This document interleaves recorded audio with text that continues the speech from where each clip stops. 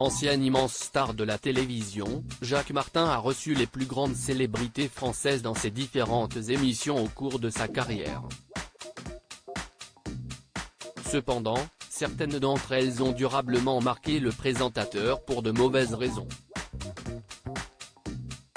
Ce fut notamment le cas de la chanteuse Dalida, comme l'a révélé l'artiste Pierre Porte dans son livre, intitulé Le piano et mon orchestre, qui est paru le jeudi 16 mars 2023 aux éditions de l'Archipel.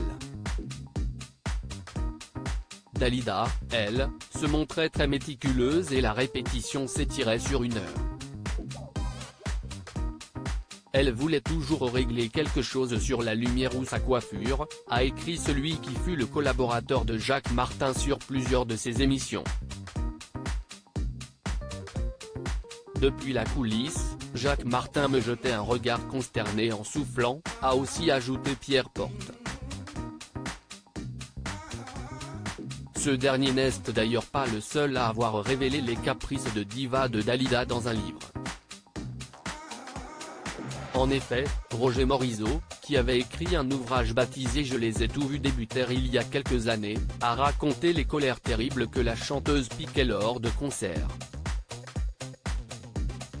Par exemple, elle avait donné une claque à une jeune technicien suite à un problème de micro. Pour rappel, Jacques Martin avait fait appel au service de Pierre Porte pour les émissions Bon Dimanche et Music & Music. Dans son livre, ce dernier a évoqué les coulisses de ces deux programmes. Jacques Martin, le playback était interdit pour les invités de ces émissions. Rares furent les vedettes à avoir fait preuve de caprice. La plupart d'entre elles répétaient seulement 5 minutes et tout fonctionnait comme sur des roulettes. Je n'ai vu venir alcoolisés aux répétitions, au point que leur démarche se faisait hésitante et leur voix chevrotante, même s'ils parvenaient toujours in fine à assurer leurs prestations.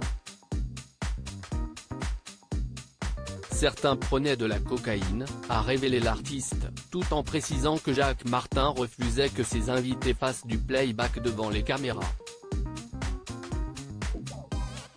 Cependant, l'animateur a tout de même accepté que les artistes les plus célèbres s'autorisent quelques libertés à ce sujet.